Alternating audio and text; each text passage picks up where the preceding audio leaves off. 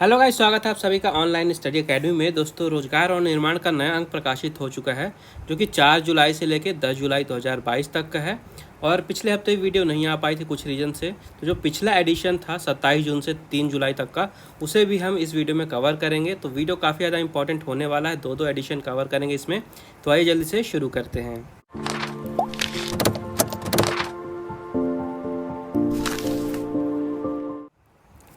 तो सबसे पहले शुरुआत करते हैं इम्पॉर्टेंट एमसीक्यू से। तो सबसे पहले यहाँ पे स्पोर्ट्स के क्वेश्चन है, इन्हें देखते हैं। तो पहला क्वेश्चन है, इस वर्ष किस भारतीय बॉक्सर ने विश्व चैंपियनशिप में स्वर्ण पदक जीता है? तो इसका राइट आंसर है निकहत जरीन। इसका नेक्स्ट क्वेश्चन है, भारत ने किस देश के खिलाफ अपना पहला T20 अंतर्राष्ट्रीय मैच खेला था? तो इसका राइट आंसर है दक्षिण अफ्रीका। फिर है, इस वर्ष वर्ल्ड स्नूकर चैंपियनशिप के विजेता कौन बने हैं? विजेता बने हैं रॉरी ओ सुलिवान। फिर है, किस महिला खिलाड़ी के नाम सबसे ज़्यादा बार फ्रेंच ओपन जीतने का रिकॉर्ड दर्ज है? तो इसका राइट आंसर है क्रिस एवर्ट। फिर है, वेस्ले स्नाइडर किस देश के दिग्गज फुटबॉलर रह चुके हैं ये? तो इसका राइट आंसर है नीदरलैंड। फिर है, इनमें से किस क्रिकेटर के नाम प्रथम श्रेणी क्रिकेट में सबसे ज़्यादा शतक बनाने का रिकॉर्ड है? तो ये हैं जैक हॉब्स। नेक्स्ट क्वेश्चन है, किस क्रिकेटर ने वनडे अंतर्राष्ट्रीय क्रिकेट में सबसे ज़्यादा छक्के लगाए हैं? तो इसका राइट आंसर है शाहिद अफरीदी। फिर एशियाई खेल 2018 में टेनिस में महिला एकल वर्ग की चैंपियन कौन बनी थी? तो इसका राइट आंसर है वांग कियांग। वांग कियांग इसका राइट आंसर है। नेक्स्ट क्वेश्चन है, दिव्या काकरान ये किस खेल में भारत का प्रतिनिधित्व करती हैं? तो इसका राइट आंसर है कुश्ती। फिर फीफा वर्ल्ड कप 2018 में गोल्डन बॉल अवार्ड जीतने वाले खिलाड़ी कौन हैं? तो इसका राइट आंसर है लुका मॉड्रिच। फिर Olympic champion athlete Elaine Thompson Herah ये किस देश के दिग्गज खिलाड़ी हैं? तो ये हैं जमैका के खिलाड़ी। फिर इटालियन ओपन 2022 में पुरुष एकल वर्ग के चैंपियन कौन बने हैं? तो ये हैं नोवाक जोकोविच। फिर वर्ष 2018 में किस देश ने उबेर कप का खिताब जीता था? तो इसका राइट आंसर है जापान। फिर विजेंदर सिंह ने प्रोफेशनल बॉक्सिंग में अब तक कितने मुकाबले जीते हैं? तो इसका राइट आंसर है 12। फिर कॉमनवेल्थ गेम्स 2018 में टेबल टेनिस महिला एकल वर्ग में चैंपियन कौन बनी थी? तो इसका राइट आंसर है मणिका बत्रा। फिर अमेरिका के ब्रायंट कोबे किस खेल के दिग्गज खिलाड़ी रह चुके हैं? तो इसका राइट आंसर है बास्केटबॉल। फिर अंतर्राष्ट्रीय फुटबॉल में जर्मनी के लिए सबसे ज़्यादा गोल करने वाले फुटबॉलर कौन है? तो इसका राइट आंसर है मिरोस्लाव क्लोज। नेक्स्ट है, इस वर्ष आईपीएल की विजेता टीम गुजरात टाइटंस के कप्तान कौन है? तो इसका राइट आंसर है हार्दिक पांड्या। फिर आईसीसी क्रिकेट वर्ल्ड कप 2019 जीतने वाली इंग्लैंड टीम के कप्तान कौन थे? तो उस समय कप्तान थे इयॉन मॉर्गन, और हाल ही में इन्होंने अंतर्राष्ट्रीय क्रिकेट से संन्यास की घोषणा की है, ये भी आपको याद रखना है। फिर किस देश ने सर्वाधिक 9 बार एएफसी महिला एशिया कप जीता है? तो इसका राइट आंसर हो जाएगा चीन। फिर इस वर्ष मियामी ओपन में पुरुष एकल वर्ग के चैंपियन कौन बने हैं? इसका राइट आंसर है कार्लोस अल्काराज। फिर Olympic champion athlete Marcel Jacobs ये किस देश के खिलाड़ी हैं? तो ये हैं इटली के खिलाड़ी। नेक्स्ट है, किस खिलाड़ी के नाम सबसे ज़्यादा बार मोंटे कार्लो ओपन जीतने का रिकॉर्ड है? तो इसका राइट आंसर हो जाएगा राफेल नडाल। इसके बाद है, डी गुकेश किस खेल में भारत का प्रतिनिधित्व करते हैं? तो इसका राइट आंसर है शतरंज। और इसके बाद अगला क्वेश्चन है, किस देश ने सबसे ज़्यादा बार थॉमस का बैडमिंटन टूर्नामेंट जीता है? तो इसका राइट आंसर हो जाएगा इंडोनेशिया। अगला क्वेश्चन है, बाराबती जो क्रिकेट स्टेडियम है ये किस शहर में है? तो ये है कटक में। फिर है, वर्ष 2017 में किस देश ने पुरुष हॉकी एशिया कप जीता था? तो इसका राइट आंसर हो जाएगा भारत। फिर है, इस वर्ष एशियन कुश्ती चैंपियनशिप में किस खिलाड़ी ने स्वर्ण पदक जीता है? तो इसका सही जवाब है रवि दहिया। नेक्स्ट है, किस बल्लेबाज के नाम एक कैलेंडर वर्ष में सबसे ज़्यादा टेस्ट शतक बनाने का रिकॉर्ड है? तो रिकॉर्ड है मोहम्मद यूसुफ के नाम। फिर है, इस वर्ष इंग्लिश प्रीमियर लीग का खिताब किस क्लब ने जीता है? तो इसका सही जवाब है मैनचेस्टर सिटी। नेक्स्ट है, डेविड विला ये किस देश के दिग्गज फुटबॉलर रह चुके हैं? तो इसका राइट आंसर है स्पेन। फिर वनडे क्रिकेट में सबसे ज़्यादा कैच पकड़ने वाले विकेट कीपर कौन है? तो इसका राइट आंसर है एडम गिलक्रिस्ट। फिर है, IBA women's world boxing championship 2022 का आयोजन किस देश में किया गया है? तो इसका राइट आंसर है तुर्की। फिर है लुइस हैमिल्टन ने किस वर्ष फार्मूला 1 चैंपियनशिप नहीं जीती है? तो ध्यान से देखिएगा, नहीं जीती पूछ रहा है, तो यहाँ पे देखिए वर्ष 2021 में इन्होंने नहीं जीती है। फिर स्पेन ने किस वर्ष फीफा फुटबॉल वर्ल्ड कप जीता है? तो इसका सही जवाब हो जाएगा वर्ष 2010 में। फिर इस वर्ष मैड्रिड ओपन में महिला एकल वर्ग में चैंपियन कौन बनी है? चैंपियन बनी थी ओनस जाउवेर। फिर है पूर्व तेज गेंदबाज ग्लेन मैकग्राथ, ये किस देश के क्रिकेटर रह चुके हैं? तो ये क्रिकेटर थे ऑस्ट्रेलिया के। फिर है इनमें से कौन सी महिला खिलाड़ी जिम्नास्टिक से संबंधित है? तो इसका राइट आंसर है दीपा कर्माकर। फिर है वर्ष 2014 में शीतकालीन ओलंपिक खेल किस शहर में आयोजित किए गए थे? तो इसका सही जवाब है सोची। फिर है सिमोना हालेप ने किस वर्ष विंबलडन ग्रैंड स्लैम खिताब जीता था? तो इसका राइट आंसर हो जाएगा वर्ष 2019 में। फिर टोक्यो ओलंपिक 2020 में गोल्फ में महिला वर्ग की स्वर्ण पदक विजेता कौन है? तो इसका राइट आंसर हो जाएगा नेली कोर्डा। अगला क्वेश्चन है T20 अंतर्राष्ट्रीय क्रिकेट में सबसे तेज अर्धशतक लगाने वाले बल्लेबाज कौन है? तो इसका राइट आंसर है युवराज सिंह। फिर कॉमनवेल्थ गेम्स 2018 में बैडमिंटन में पुरुष एकल वर्ग में स्वर्ण पदक विजेता कौन है? तो इसका राइट आंसर है ली चोंग वेई। इसके बाद आइस हॉकी खेल में एक टीम में कितने खिलाड़ी होते हैं? तो आइस हॉकी में एक टीम में होते हैं 6 खिलाड़ी। फिर बुंदेसलीगा किस देश का घरेलू फुटबॉल टूर्नामेंट है ये? तो ये जो बुंदेसलीगा टूर्नामेंट है ये है जर्मनी का। फिर वर्ष 2019 में FIH पुरुष प्रो लीग का जो खिताब है ये किस देश ने जीता था? तो इसका राइट आंसर हो जाएगा ऑस्ट्रेलिया। फिर ईरान ने कितनी बार AFC एशियन कप का खिताब जीता है? तो इसका राइट आंसर हो जाएगा 3 बार। अगला क्वेश्चन है टोक्यो ओलंपिक 2020 में पोल वॉल्ट में पुरुष वर्ग के चैंपियन कौन बने हैं? तो इसका राइट आंसर हो जाएगा आर्मांड डुप्लेंटिस।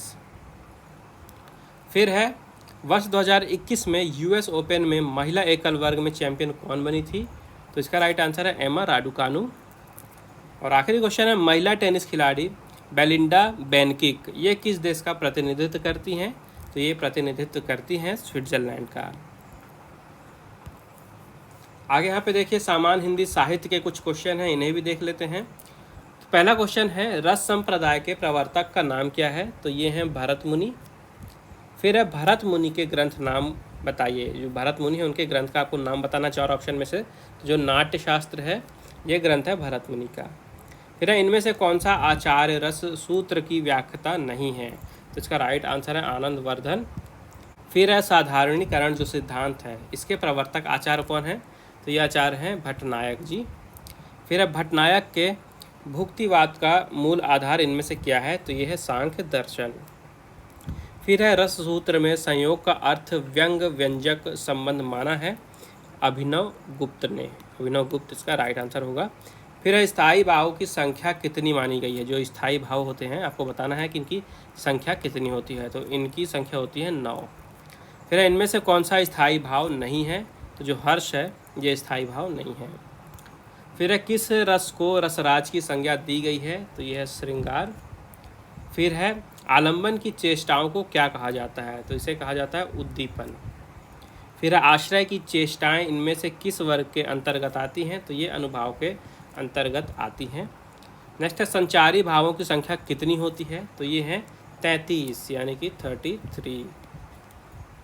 फिर है इनमें से संचारी भाव कौन सा है? तो अपस्मार, अवहित्या और ब्रीडा ये तीनों ही संचारी भाव हैं, यानी कि उपर्युक्त सभी इसका राइट आंसर होगा। फिर असूया इनमें से किस वर्ग में आएगा? तो ये आएगा संचारी भाव में। फिर है निम्न कथनों में से असत्य कथन छांटना है। तो यहाँ पे देखिए जो ऑप्शन बी है साधारणीकरण रसास्वाद के बाद की प्रक्रिया है, ये कथन आपका गलत हो जाएगा। फिर है व्यंजना शब्द शक्ति का संबंध किससे होता है? तो ये होता है व्यंग्यार्थ से। व्यंग्यार्थ इसका राइट आंसर हो जाएगा। फिर है रूढ़ि अथवा प्रयोजन के आधार पर किस शब्द शक्ति का अर्थ ग्रहण किया जाता है? तो यह है लक्षणा। नेक्स्ट है जब सिंह तलवार लेकर उतरा तो गीदड़ भाग गए, ये जो वाक्य है इसमें कौन सी शब्द शक्ति है? तो इसमें है लक्षणा। फिर है अलंकार संप्रदाय के प्रवर्तक का नाम बताइए, तो ये हैं आचार्य भामा। फिर है उपमेय में उपमान की संभावना होने पर कौन सा अलंकार होता है, तो वहाँ पे होता है उत्प्रेक्षा अलंकार। फिर है उपमेय का निषेध करते हुए जहाँ उपमान की स्थापना की जाती है वहाँ कौन सा अलंकार होता है, तो वहाँ पे होता है अपहूति अलंकार।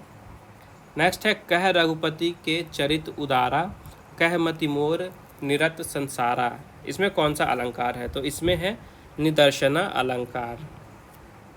फिर है रीति के लिए मार्ग शब्द का प्रयोग इनमें से किसने किया है, तो ये हैं आचार्य कुंतक। नेक्स्ट है रीति के लिए वृत्ति शब्द का प्रयोग किस आचार्य ने किया है, तो ये हैं आचार्य मम्मट। फिर है काव्य अथवा नाटक में वर्णित विषय सदैव विशेष होता है, सामान्य नहीं, वह व्यक्ति सामने लाता है, जाति नहीं, ये कथन किसका है, तो ये कथन है आचार्य रामचंद्र शुक्ल जी का। फिर है वीर रस प्रधान रचना में कौन सा गुण प्रमुख होता है, तो ये है ओज। फिर है कहे कवि बेनी बेनी की चुराई लेनी, ये जो पंक्तियां हैं इनमें कौन सा अलंकार है, तो इसमें यमक अलंकार होगा, ऑप्शन नंबर डी यमक अलंकार राइट है। फिर है इनमें से असत्य कथन का चयन कीजिए, तो यहाँ पे देखिए जो ऑप्शन सी है वैदर्भी रीति का मूल आधार ओज गुण होता है, ये आपका कथन जो है ये असत्य हो जाएगा।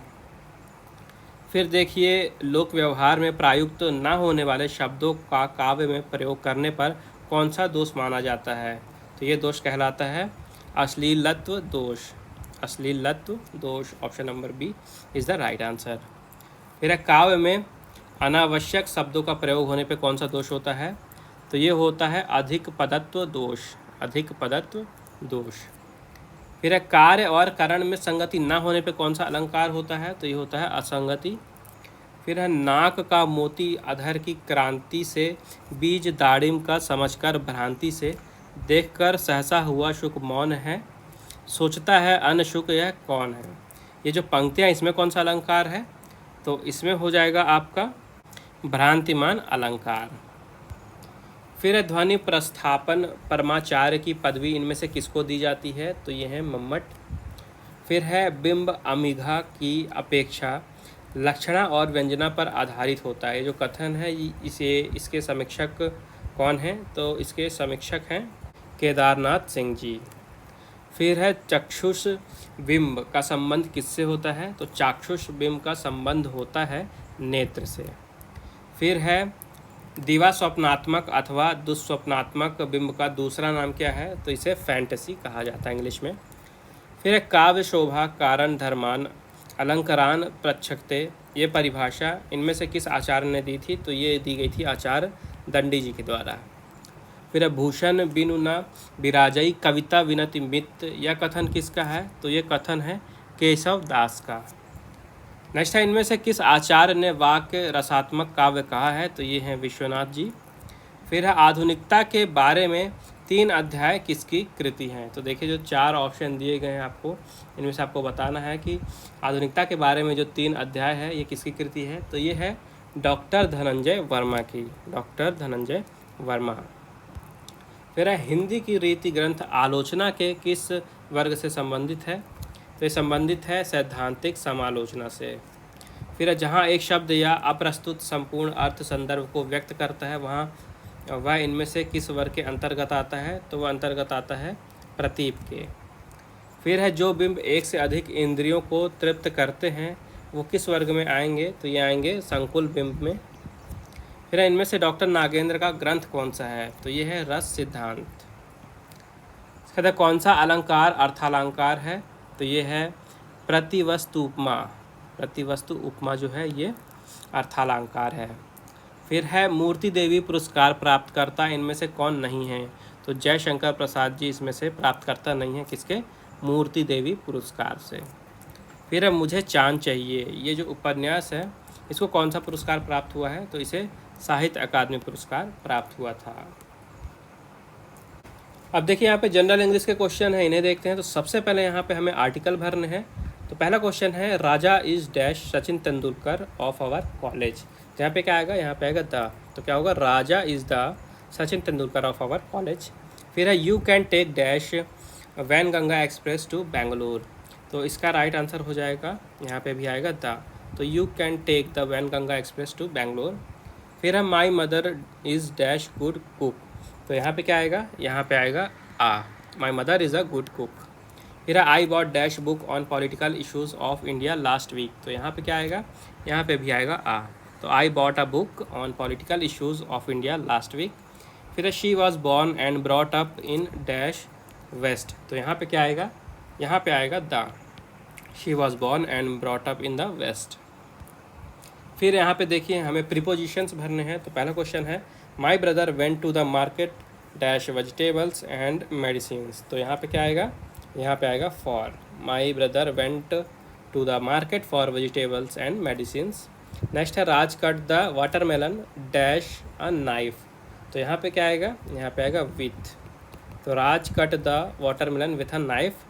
नेक्स्ट है Neel was frustrated dash this situation, तो यहाँ पे क्या आएगा, यहाँ पे आएगा एट, तो Neel was frustrated at this situation. फिर है her in laws were good dash her, तो यहाँ पे क्या आएगा, यहाँ पे आएगा टू, तो her in laws were good to her.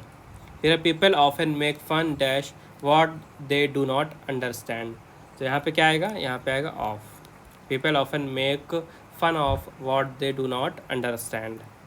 फिर है next they were tired dash wandering, तो यहाँ पे क्या आ जाएगा, यहाँ पे आएगा of, they were tired of wandering. फिर है Raja bought this notebook dash 30 rupees, तो यहाँ पे क्या आएगा, यहाँ पे आ जाएगा for, Raja bought this notebook for 30 rupees. आगे बढ़ते हैं, यहाँ पे हमें वर्ब भरने हैं, वर्ब का सही फॉर्म भरना है।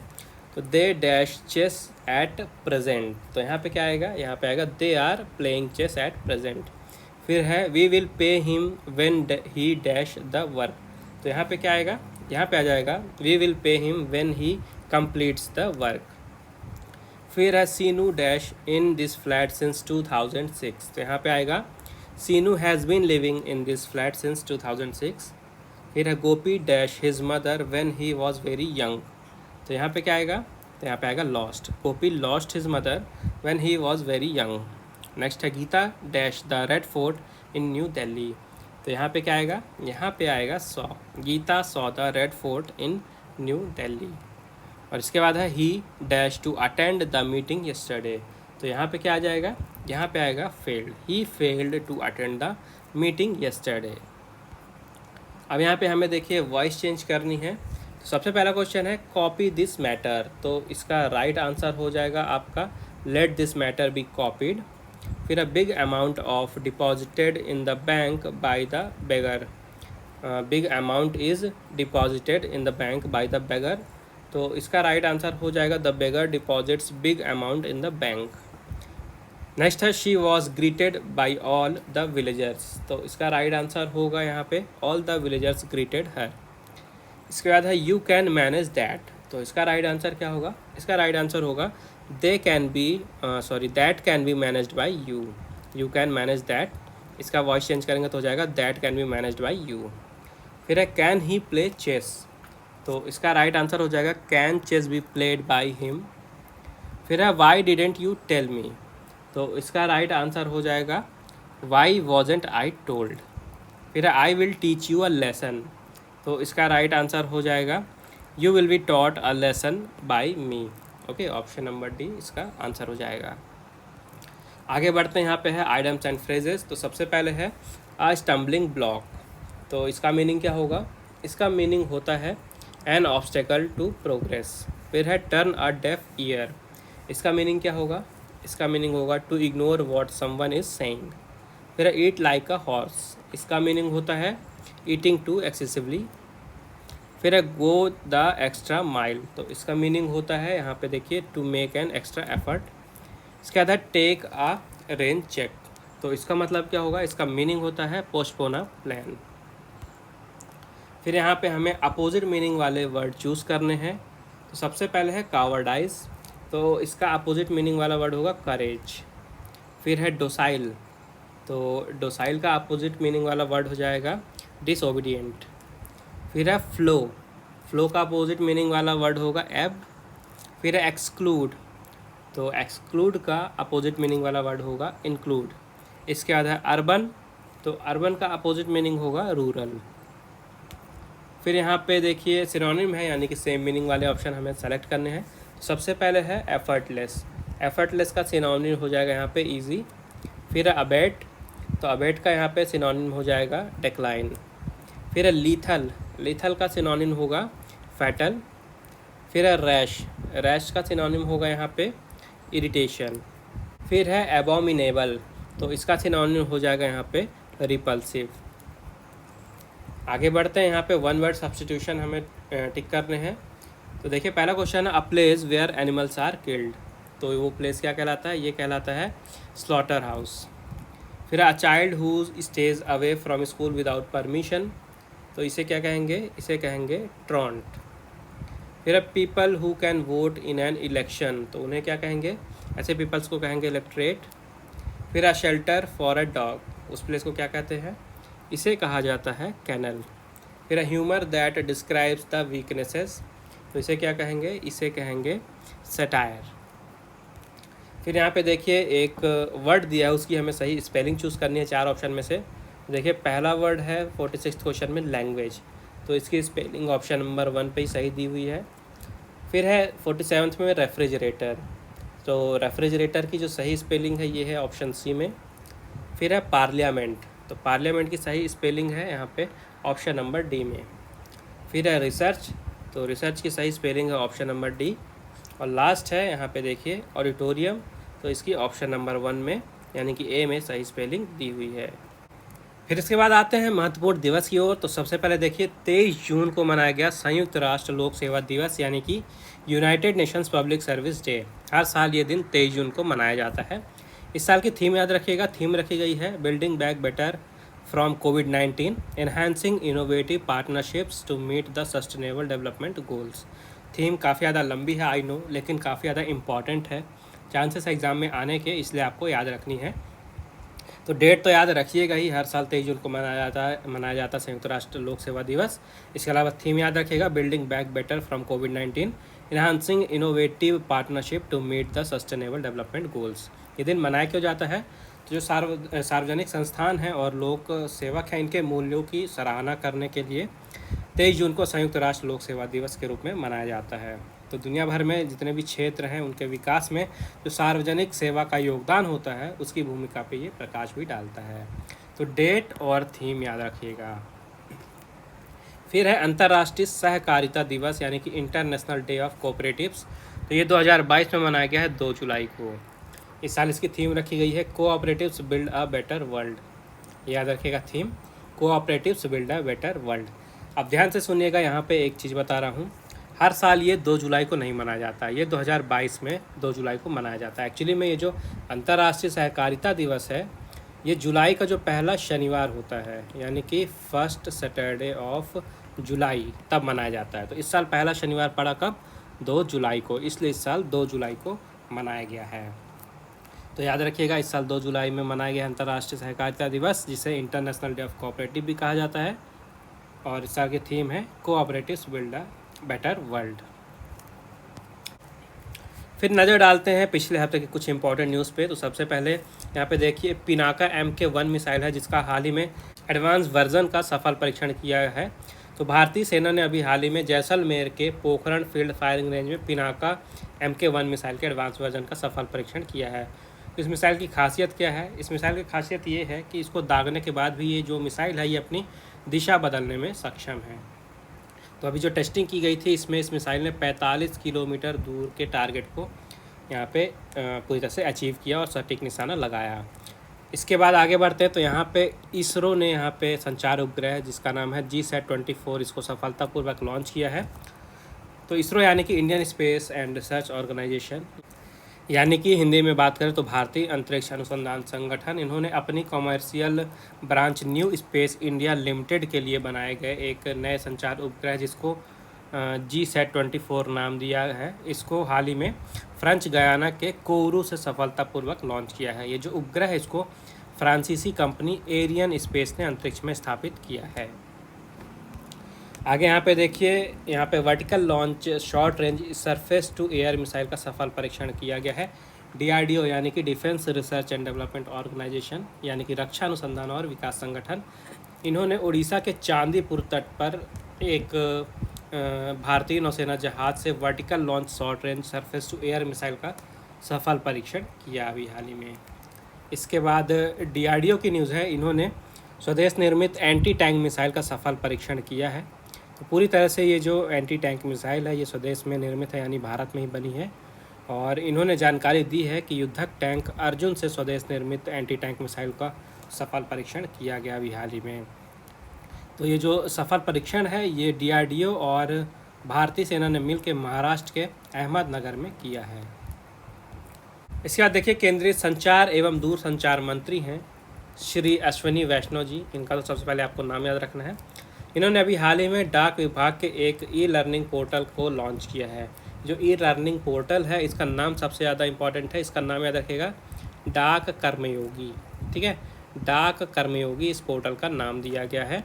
श्री अश्विनी वैष्णव जी ने लॉन्च किया इस पोर्टल को। दो चीज़ें आपको याद रखना है, ये जो पोर्टल है ये 12 भाषाओं में उपलब्ध रहेगा। फिर देखते हैं चर्चा में कौन रहे हैं। तो सबसे पहले है कृष्ण श्रीनिवासन जी। तो ये APD के निदेशक नियुक्त हुए हैं। APD क्या है? APD है एशिया एंड पैसिफिक डिवीज़न, यानी कि एशिया और प्रशांत विभाग। तो पूरा डिटेल में देखते हैं।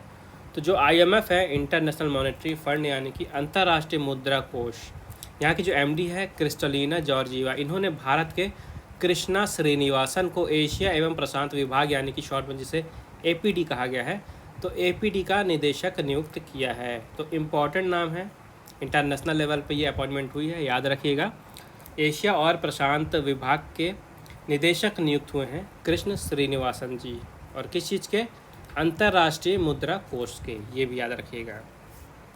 फिर यहाँ पे है रचना ढाका। तो ये ब्रिटेन में छात्र संघ की उपाध्यक्ष बनी हैं। तो राजस्थान की हैं ये, और हाल ही में इन्हें ब्रिटेन में एक छात्र संघ का उपाध्यक्ष बनाया गया है। फिर यहाँ पे सन्वी सूद हैं। तो ये 7 साल 10 माह की उम्र में इन्होंने एवरेस्ट फतह किया है, इसलिए इनका नाम अभी हाल ही में न्यूज़ में दिखाया गया, काफ़ी ज़्यादा चर्चा में थी ये। तो रोपड़ की हैं ये, 7 साल 10 महीने की सानवी सूद, और इस छोटी सी उम्र में इन्होंने माउंट एवरेस्ट पे चढ़ाई की और वहाँ पे बेस कैंप तक ये पहुँची। तो इस उम्र में बेस कैंप में पहुँचने वाली ये भारत की पहली पर्वतारोही हैं, इसलिए नाम थोड़ा इम्पोर्टेंट है। इसके बाद है एलिजाबेथ द्वितीय। तो आप सभी को पता है कि ब्रिटेन की ये क्वीन है, महारानी है एलिजाबेथ द्वितीय। तो इन्होंने शासन में अपने 70 साल 11 दिन पूरे कर लिए हैं, और ये पूरे विश्व भर में सबसे ज़्यादा सबसे लंबे समय तक शासन करने के कार्यकाल की बात करते हैं तो दूसरे नंबर पे आ गई हैं। ठीक है, इससे पहले थाईलैंड के राजा थे भूमिबोल के अदुल्यादेज, इनको पीछे छोड़ के अब ये दूसरे नंबर पे आ गए हैं। ठीक है, तो पहले नंबर पे कौन है? तो पहले नंबर पे हैं फ्रांस के सम्राट लुई 14। ठीक है, तो फर्स्ट नंबर पे है लुई 14, इन्होंने 72 साल 110 दिन का शासनकाल किया था, और एलिजाबेथ द्वितीय के यहाँ पे 70 साल और 11 दिन हुए हैं, तो ये दूसरे नंबर पे आ गई हैं। फिर यहाँ पे हैं बेला जे डार्क। तो सबसे कम उम्र में इन्होंने हाल ही में किताब प्रकाशित की है, और इस उम्र में किताब प्रकाशित करने वाली इन्होंने सबसे छोटी बालिका बनी है ये। 5 साल 211 दिन की उम्र है इनकी। तो इस किताब को इन्होंने प्रकाशित किया है, और सबसे कम उम्र में इन्होंने किताब प्रकाशित करने का रिकॉर्ड बना दिया है। तो इनका नाम याद रखना है, बेला जे डार्क, ये है ब्रिटेन की। फिर यहाँ पे कुवैत की न्यूज़ है। तो कुवैत संस्कृत साहित्य और कला परिषद के अधिकारियों ने अंतर्राष्ट्रीय संधि हुई है जो कुवैत और मिस्र के बीच में, तो उसके तहत मिस्र के जो दूतावास है वहाँ पे जाकर 5 प्राचीन धरोहर को कुवैत ने मिस्र को वापस सौंपा है। फिर यहाँ पे बोलीविया की न्यूज़ है। तो पूर्व अंतरिम राष्ट्रपति हैं यहाँ पे हैं क्या थी, जो पहले जीनिन अजीज, इनको हाल ही में 10 साल की जेल हुई है वहाँ पे। इसके बाद है चोसन हुई। तो ये उत्तर कोरिया की महिला विदेश मंत्री बनी हैं, और इनका नाम काफ़ी ज़्यादा इम्पॉर्टेंट है, चोसन हुई, क्योंकि उत्तर कोरिया के इतिहास में ये पहली बार हो रहा है कि किसी महिला को वहाँ पे विदेश मंत्री बनाया गया है। याद रखिएगा, चोसन हुई पहली और नई विदेश मंत्री बनी है उत्तर कोरिया की। फिर है अमनदीप सिंह गिल। तो इनको संयुक्त राष्ट्र महासचिव ने प्रौद्योगिकी के लिए दूत नियुक्त किया है? तो संयुक्त राष्ट्र महासचिव कौन है? ये है एंटोनियो गुटेरेस। तो इन्होंने अमनदीप सिंह गिल को प्रौद्योगिकी के लिए अपना दूत नियुक्त किया हाल ही में। तो इनका नाम आपको याद रखना है, अमनदीप सिंह गिल।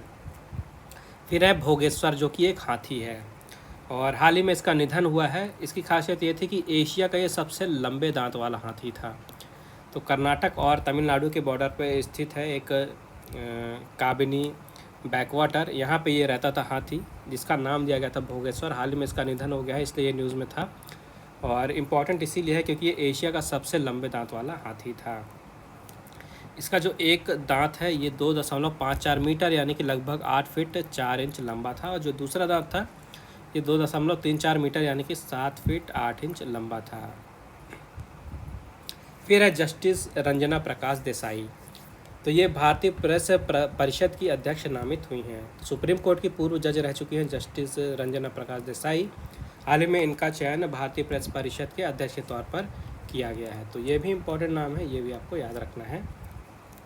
इसके बाद है वीएसके कौमुदी। वीएसके कौमुदी, तो ये हाल ही में इनको कैबिनेट सचिवालय में सचिव सुरक्षा के क्षेत्र में नियुक्त किया गया है।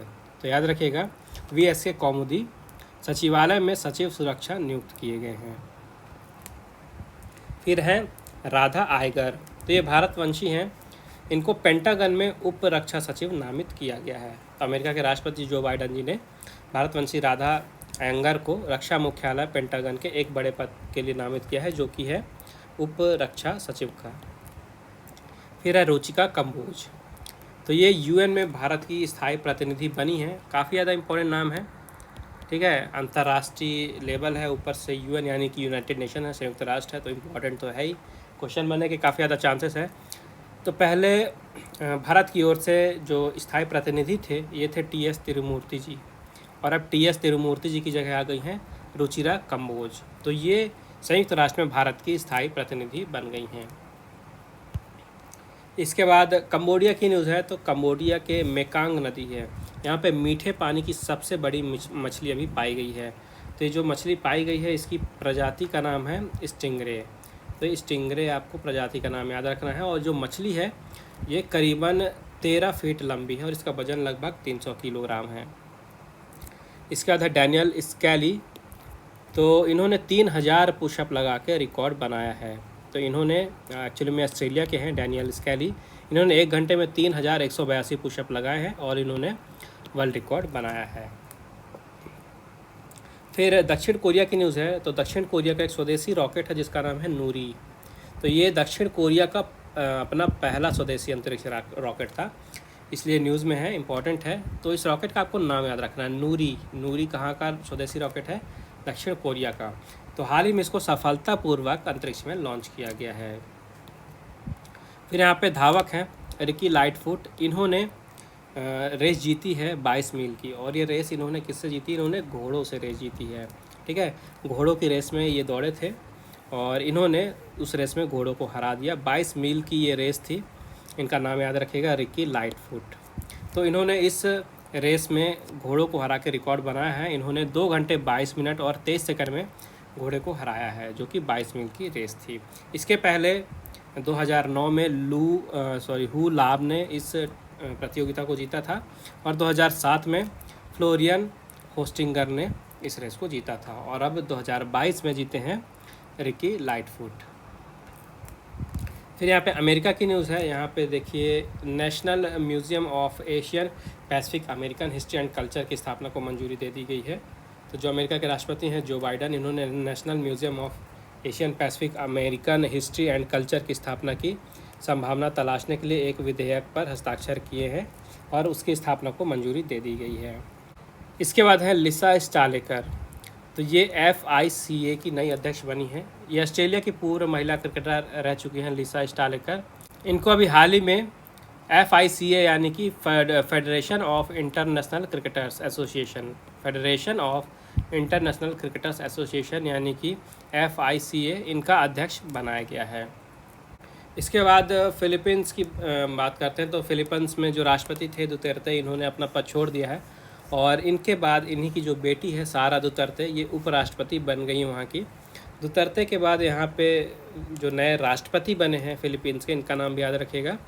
तो फर्डिनेंड मार्कोस ये चुने गए हैं फिलीपींस के नए राष्ट्रपति, और उपराष्ट्रपति रहेंगी सारा दुतर्ते।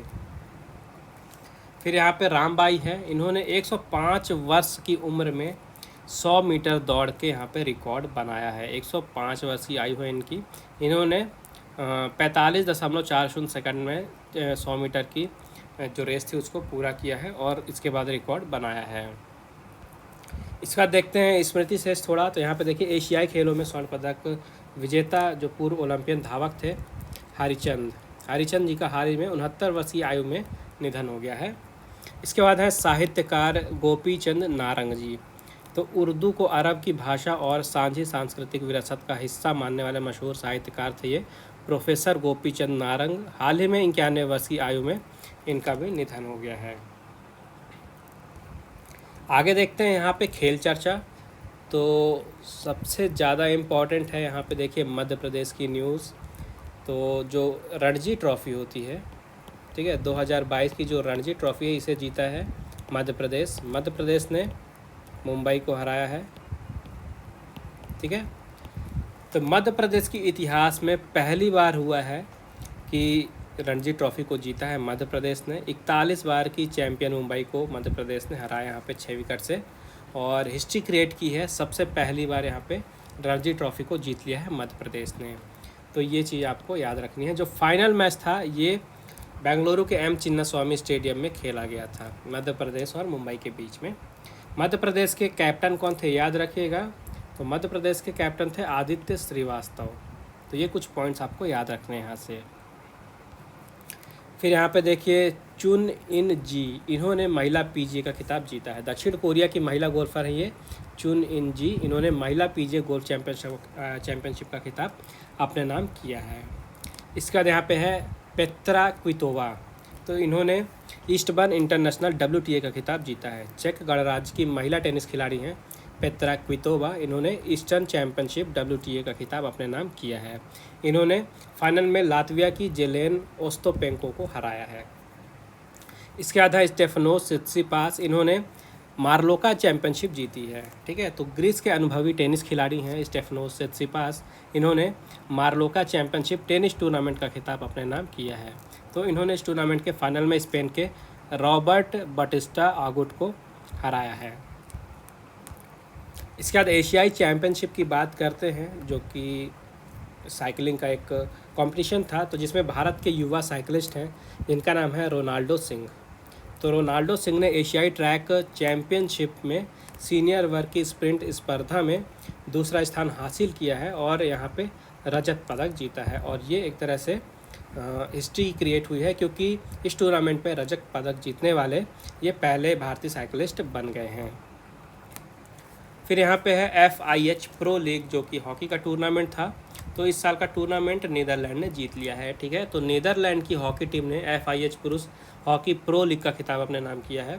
तो इस टूर्नामेंट में शानदार प्रदर्शन करते हुए नीदरलैंड ने हराया किसे है, तो नीदरलैंड ने हराया है बेल्जियम को। यानी पहले नंबर पे नीदरलैंड है, दूसरे पे रहा बेल्जियम, और भारत था यानी इंडिया था तीसरे नंबर पे। तो ये टॉप 3 रैंकिंग आपको याद रखनी है। तो जो नीदरलैंड है ये पहली बार FIH प्रो लीग का खिताब इन्होंने जीता है, पहली बार यहाँ का चैंपियन बना है। इसके पहले 2019 में ऑस्ट्रेलिया ने जीता था और 2021 में बेल्जियम ने जीता था। 2021 में भारत जो है ये चौथे नंबर पे था और इस बार भारत तीसरे नंबर पे रहा है। इसके अलावा एक पॉइंट ये याद रखें इंपॉर्टेंट है, इस वर्ष का अगर महिलाओं में बात करें तो महिला वर्ग में FIH प्रो लीग का जो खिताब है ये जीती है अर्जेंटीना की टीम, ठीक है। तो पहले पे अर्जेंटीना रही फीमेल में बात करें तो, दूसरे पे नीदरलैंड्स, और फीमेल्स में भी भारत तीसरे नंबर पे रहा है। तो पुरुषों और महिलाओं दोनों ही कैटेगरी में भारत तीसरे नंबर पे रहा है। इसके बाद है कुआरताने गेम्स। टोक्यो ओलंपिक के चैंपियन नीरज चोपड़ा तो आप सभी को याद ही होंगे, इन्होंने एक बार फिर से अपना जलवा दिखाया है। इन्होंने कुआरताने गेम्स में स्वर्ण पदक जीत के तिरंगा लहराया है वहाँ पे, ठीक है। तो ये हुआ कहाँ पे था, ये हुआ था हेलसिंकी में। हेलसिंकी में प्रतियोगिता हुई थी जहाँ पे नीरज ने अपने पहले ही प्रयास में 86.69 मीटर दूर भाला फेंका और इसके बाद इन्हें गोल्ड मेडल वहाँ पे प्राप्त हुआ। इसके बाद देखते हैं कुछ और न्यूज़। तो यहाँ पे देखिए मैक्स वर्स्टैपेन ने हाल ही में कैनेडियन ग्रैंड प्रिक्स जीती है। तो जो F1 यानी कि फार्मूला 1 की 2022 की रेस की सीरीज़ चल रही है, तो अभी हाल ही में अगली रेस हुई कैनेडियन ग्रैंड प्रिक्स, जिसे जीत लिया है मैक्स वर्स्टैपेन ने। इसके बाद देखिए जो हॉकी विश्व कप होने वाला है, तो हॉकी इंडिया ने स्पेन और नीदरलैंड में जो टूर्नामेंट होगा एक्चुअली में, तो याद रखिएगा सबसे पहले तो जो हॉकी का विश्व कप होगा ये होगा कहाँ, स्पेन और नीदरलैंड पे। तो ये जो स्पेन और नीदरलैंड में हॉकी का विश्व कप होने वाला है, तो भारतीय महिला टीम की कप्तान यहाँ पे सविता को चुना गया है। तो सविता जो है भारतीय टीम की गोलकीपर भी हैं और अब इन्हें कप्तान भी चुना गया है। तो जो कप्तान थी, रेगुलर जो कैप्टन है टीम की, रानी रामपाल, ये चोट के चलते टूर्नामेंट से बाहर हो गई हैं और इनकी जगह सविता को कप्तान बनाया गया है। इसके बाद यहाँ पे विक्टर एक्सेल्सन है, जिन्होंने इंडोनेशिया ओपन का टूर्नामेंट जीता है। तो इन्होंने टोक्यो ओलंपिक में बैडमिंटन में स्वर्ण पदक जीता था विक्टर एक्सेल्सन ने, और हाल ही में इन्होंने इंडोनेशिया ओपन का खिताब भी अपने नाम किया है। इन्होंने पुरुष एकल वर्ग के फाइनल में चीन के झाओ जुनपेंग को हराया है और जीत लिया है इंडोनेशिया ओपन। इसके अलावा बात करते हैं महिलाओं में, तो इंडोनेशिया ओपन में जो महिला वर्ग है, महिला एकल वर्ग, ये खिताब जीता है ताइजू इंग ने। ताइजू इंग ने फाइनल में हराया है बांग जी को। आगे बढ़ते हैं, यहाँ पे देखिए विश्व युवा चैंपियनशिप है, तो इस पे सेनापति ने स्वर्ण पदक जीता है। तो जो चैंपियनशिप है, जो कि अंतर्राष्ट्रीय भारोत्तोलन महासंघ के द्वारा ऑर्गेनाइज कराया गया विश्व युवा चैंपियनशिप, तो ये चैंपियनशिप चल रहा था मैक्सिको के लियोन में। मैक्सिको के लियोन में चैंपियनशिप चल रही थी। यहाँ पे भारत के गुरु नायडू सेनापति ने 55 किलोग्राम भार वर्ग में 230 किलोग्राम उठा के यहाँ पे स्वर्ण पदक जीता है। ठीक है, 55 kg कैटेगरी में इन्होंने गोल्ड मेडल जीता है। इन्होंने गुरु नायडू सेनापति ने। ये जो टूर्नामेंट था ये मैक्सिको के लियोन में हुआ था और इसे IWF यानी कि अंतर्राष्ट्रीय भारोत्तोलन महासंघ के द्वारा ऑर्गेनाइज कराया गया था। ये कुछ पॉइंट हैं, ये आपको याद रखिएगा। इसके बाद यहाँ पे देखिए दलवी ने लड़कियों के 45 किलोग्राम में 148 किलोग्राम उठाकर तीसरा स्थान यहाँ पे हासिल किया है, यानी थर्ड प्लेस पे रही हैं दलवी। इसके बाद देखते हैं यहाँ पे टेनिस का एक टूर्नामेंट है जो कि है हाले ओपन चैम्पियनशिप। तो पोलैंड के युवा टेनिस खिलाड़ी हैं हुबर्ट हुकार्च कहाँ के हैं, पोलैंड के हैं। इन्होंने हाले ओपन टेनिस टूर्नामेंट का खिताब अपने नाम किया है हाल ही में। तो इन्होंने हाले ओपन के फाइनल में विश्व के नंबर 1 जो टेनिस खिलाड़ी अभी प्रेजेंट में डेनियल मेदवेदेव, इनको हरा के इस साल का ये टूर्नामेंट जीत लिया है। इसके बाद यहाँ पे देखिए जो इंग्लैंड के सीमित ओवर के कप्तान थे, क्रिकेट कप्तान, जो कि अभी रिसेंट मैंने आपको बताया MCQ के टाइम पे, हाल ही में इन्होंने अंतर्राष्ट्रीय क्रिकेट से संन्यास की घोषणा कर दी है, इंग्लैंड के इयोन मॉर्गन ने। इसके बाद है रुमेली धर, जो कि भारतीय महिला क्रिकेटर हैं और भारतीय महिला क्रिकेट टीम की पूर्व कप्तान भी रह चुकी हैं रुमेली धर। इन्होंने हाल ही में क्रिकेट से संन्यास की घोषणा कर दी है। इसके बाद है विलियम पोर्टर फील्ड, ये आयरलैंड के पूर्व कप्तान रह चुके हैं। हाल ही में इन्होंने भी अंतर्राष्ट्रीय क्रिकेट से संन्यास लेने की घोषणा कर दी है। तो ये 3 नाम हैं, आपको याद रखने हैं, इयोन मॉर्गन, रुमेली धर और विलियम पोर्टर फील्ड। इन तीनों ने अंतर्राष्ट्रीय क्रिकेट से संन्यास की घोषणा की है। तो आज के अंक में बस इतना ही। आई होप आपको वीडियो यूज़फुल लगी होगी। अगर वीडियो पसंद आई तो प्लीज़ वीडियो को लाइक ज़रूर करिएगा, ज़्यादा से ज़्यादा शेयर कीजिए अपने दोस्तों के साथ, और अगर आपने अभी तक चैनल को सब्सक्राइब नहीं किया है तो सब्सक्राइब करके बेल आइकन ज़रूर दबा दीजिए, ताकि जैसे ही अगला अंक आए और उसकी वीडियो आ जाए तो आपको सबसे पहले नोटिफिकेशन मिल जाए। इसके अलावा ऑनलाइन स्टडी अकेडमी को आप टेलीग्राम पर भी ज्वाइन कर सकते हैं, जहाँ पे आपको इंपॉर्टेंट मैगजीन और न्यूज़पेपर की PDFs मिल जाएंगी, daily current affair, vocab, GK, सब कुछ आपके एग्ज़ाम से रिलेटेड इंपॉर्टेंट चीज़ें एक ही प्लेस पे अवेलेबल है। तो मेक श्योर वहाँ पे भी जरूर ज्वाइन करिएगा। टेलीग्राम की लिंक जो है आपको इस वीडियो के डिस्क्रिप्शन में मिल जाएगी, वहाँ से आप ज्वाइन कर सकते हैं। बाकी मिलते हैं अगले अंक के प्रकाशन का नेक्स्ट वीडियो में, तब तक के लिए take care and thank you guys.